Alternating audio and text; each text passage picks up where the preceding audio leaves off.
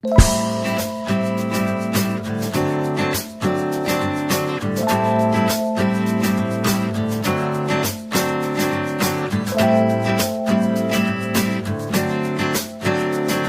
इसको I think 4 part में divide कर सकते हैं। पहला एसेट्स आपको करते हैं वो गवर्नमेंटल क्वालिफिकेशन होता है।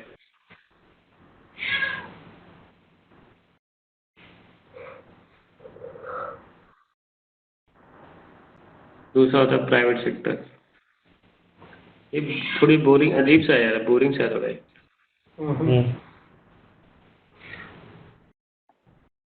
ठीक है। थर्ड होता है आपका क्लासिफिकेशन अकॉर्डिंग टू क्राइटेरिया। ये क्राइटेरिया की स्पेलिंग सही है? ये बिल्कुल। और एक होता है रोल्स के अकॉर्डिंग। ठीक है। देखो जो एसेट्स होते हैं, एसेट्स मैंने बताया था क्या होता है, समथिंग इम्पोर्टेंट फॉर ऑर्गेनाइजेशन। ठीक है। दैट कुड बी, वो पीपल हो सकते हैं, वो डिवाइस हो सकती हैं, वो आपके डॉक्यूमेंट भी हो सकते हैं। ठीक है। अब एक्चुअली गवर्नमेंट के कुछ एसेट्स होते हैं, उसमें क्या क्या होते हैं, कुछ होते हैं सेंसिटिव होते हैं, कुछ कॉन्फिडेंशियल होते हैं, कुछ सीक्रेट होते हैं, कुछ टॉप सीक्रेट्स होते हैं। यस। और कुछ अनक्लासिफाइड, अनक्लासिफाइड जो आप किसी के साथ शेयर नहीं कर सकते। करेक्ट है।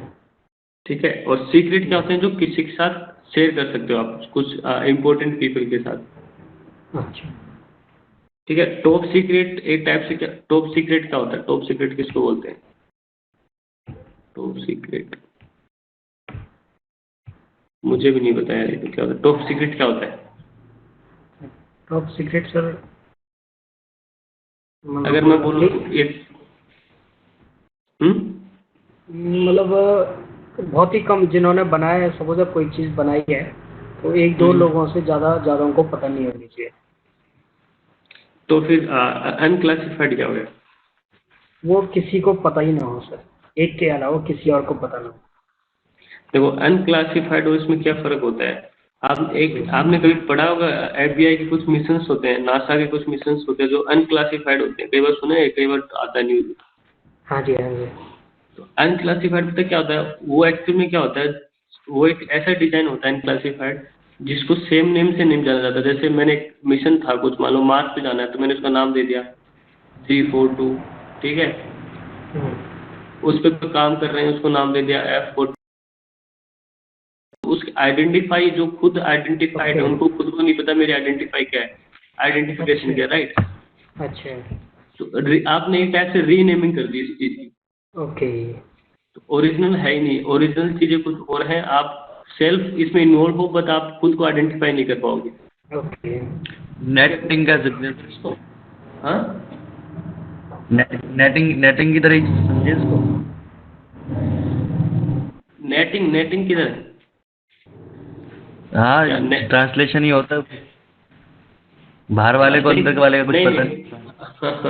नहीं ट्रांसलेशन होगा, ट्रांसलेशन में आप नेट टेबल चेक कर सकते हो ना, आपको पता चल जाएगा ना, नेट टेबल से आपको इन्फॉर्मेशन है, आप नेट टेबल चेक करोगे तो पता चल जाएगा कहाँ से ट्रांसलेशन हुआ ना। बाहर वाले को नहीं पता होगा ना। नहीं तो हाँ, इसमें तो अंदर बाहर सही बात, बट इसमें तो अंदर वाले को भी नहीं पता कि मैं क्या कर रहा हूँ, किसके लिए कर रहा हूँ, मेरा काम बस ये पता है मुझे काम ये करना है। हाँ, तो एक नेटिंग एक टाइप से टॉप सीक्रेट कर सकते हो, नेटिंग को आप टॉप सीक्रेट कर सकते हो, उसमें सिर्फ जो अंदर उसी को पता है कि क्या हो रहा है। अच्छा जी। तो एक ही गवर्नमेंटल के कुछ नहीं है, एसेट्स के टाइप है। ठीक है। यस। एक टॉप सीक्रेट होता है, कि अनक्लासिफाइड होता है, एक कॉन्फिडेंशियल होता है। कॉन्फिडेंस।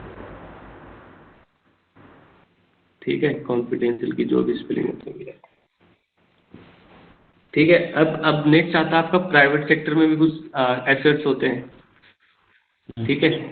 उसका कुछ क्वालिफिकेशन है प्राइवेट सेक्टर में आपके, एक तो होता है पब्लिक, जो पब्लिक के लिए हो।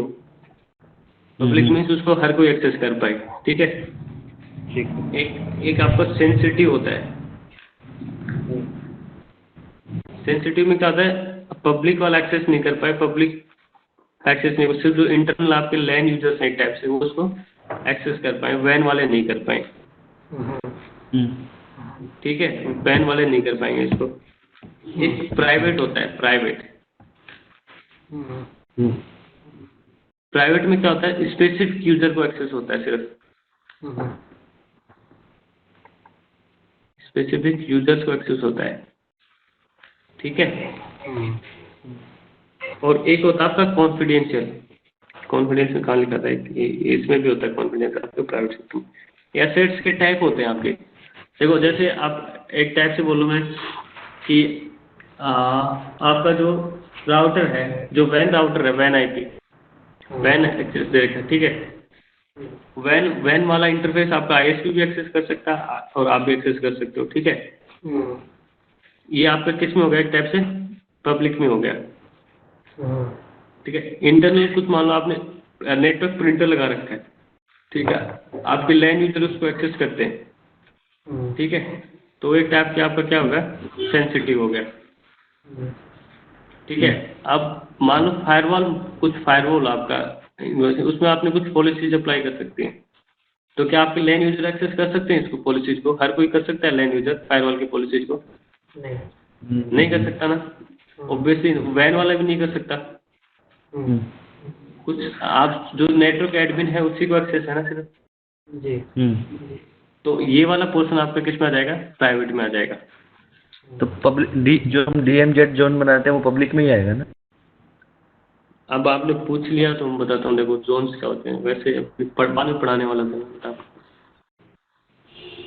देखो क्या होता है बाय डिफॉल्ट है ना, ASA में, ASA क्या होता है मैं बताता हूँ आपको। ASA में कुछ इंटरफेसेस होते हैं, उनको नाम दिया जाता है अपने, जैसे आईपी देते हैं ना, उनमें आईपी की बजाय वो नेम से जाने जाते हैं, नेम से आइडेंटिफाई करता है जो आपका उसका ना, ASA का जो आईओएस है नेम से आइडेंटिफाई करता है चीज़ों को, ठीक है। इसमें 3 के नाम देने के लिए हर इंटरफेस को आप नेम से बाइंड कराओगे। नेम इसमें 3 टाइप से दिए गए, एक तो होता है इनसाइड, ठीक है, एक होता है आपका आउटसाइड, ठीक है, एक होता है आपका DMZ, ठीक है। DMZ होगा डीमिलिटराइज्ड जोन,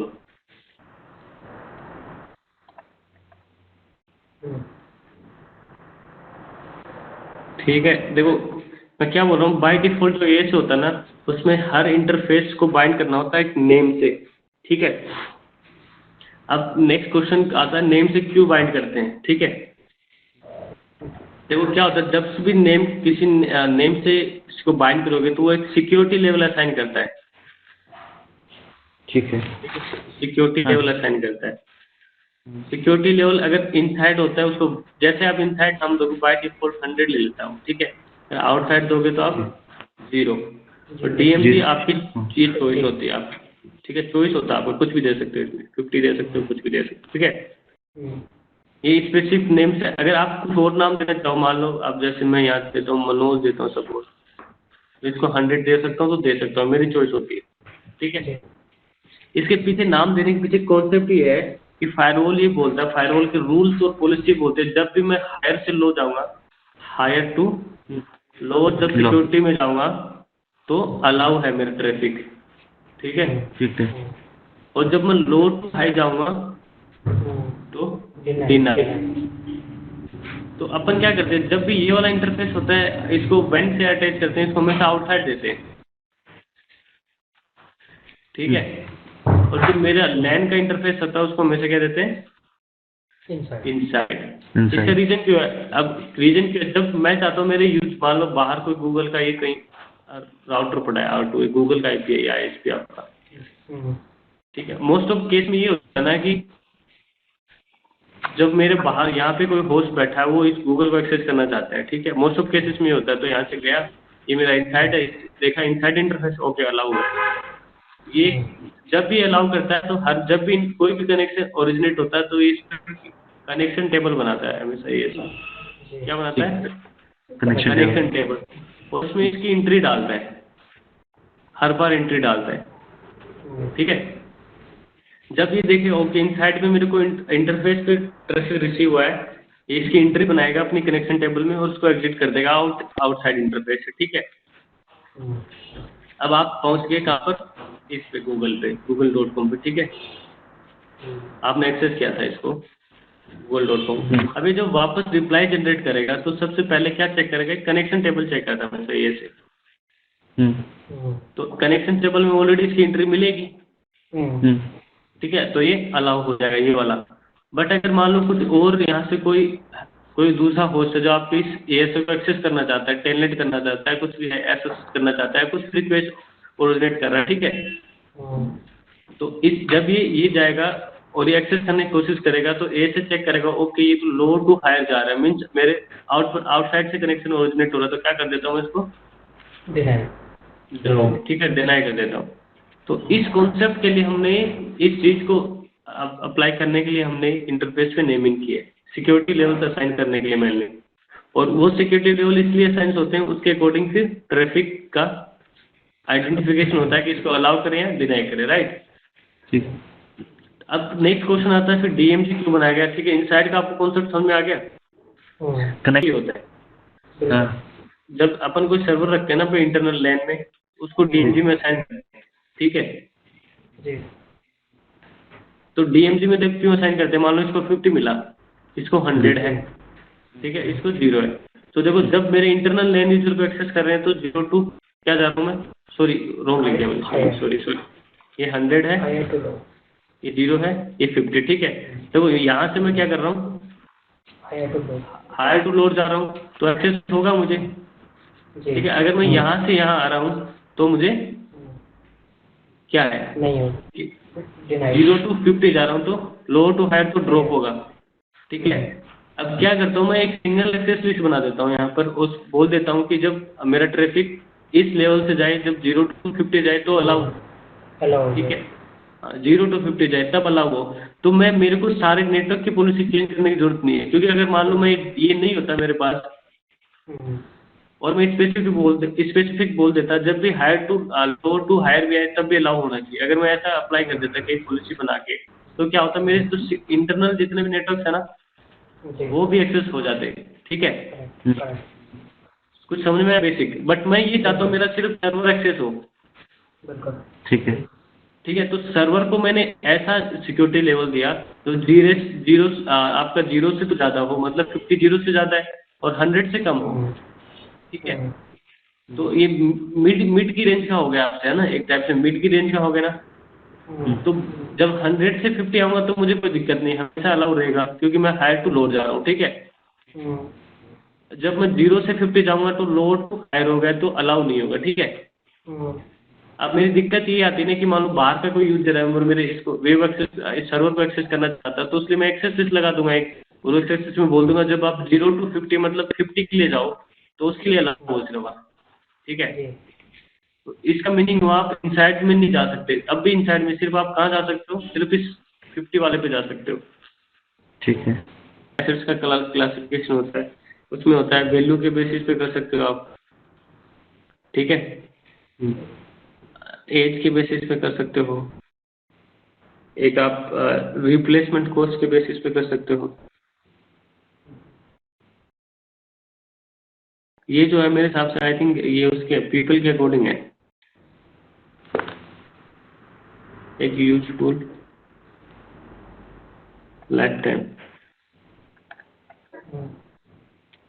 ये जो क्राइटेरियन एक टाइप से आपके जो मैन पावर काम कर रही है ना आपकी, उसके लिए कंपनी में कि कितनी वैल्यू किसी की, एक एज के अकॉर्डिंग आप क्लासिफाई कर सकते हो कि कौन से एज वाला है उसको क्या सैलरी देनी है, जो भी कितना काम इफेक्ट होगा। एक रिप्लेसमेंट कॉस्ट, मतलब अगर ये बंदा छोड़ के चला गया तो उसका कॉस्ट रिप्लेसमेंट ढूंढने के अपने को कितनी कॉस्ट होगी, ठीक है। एक यूजफुल लाइफ टाइम का मतलब है जो काम कर रहा है बंदा वो अगर इन केस अपने पास 10 साल काम करेगा तो कितना कंपनी को बेनिफिट हो। ये आपके एसेट्स हैं, एसेट्स मैंने बताया था ना, एसेट्स में आपकी डिवाइस भी हो सकती है, कोई डॉक्यूमेंट भी हो सकता है, ठीक है, और इंसान भी हो सकते हैं। तो ये एक अगर मैं क्राइटेरिया के बेसिस पे अगर एसेट्स को डिफाइन करूँ तो वैल्यू के बेसिस पे डिफाइन कर सकता हूँ, एज के बेसिस पे डिफाइन कर सकता हूँ, रिप्लेसमेंट कॉस्ट के बेसिस पे डिफाइन कर सकता हूँ, और यूजफुल लाइन टाइप के बेसिस पे डिफाइन कर सकता हूँ, ठीक है। एक लास्ट है आपके रोल्स के अकॉर्डिंग भी डिफाइन कर सकते हो आप। रोल्स के अकॉर्डिंग कैसे, रोज के अकॉर्डिंग डिफाइन करोगे तो कैसे करोगे कि ये मेरा एचआर है, ये मेरा एडमिन है, IT पर्सन। ये कोई आपका आईटी पर्सन है, ये कोई आपका सेल्स का बंदा है, ठीक है, ऐसे भी अपन डिफाइन कर सकते हैं, ठीक है।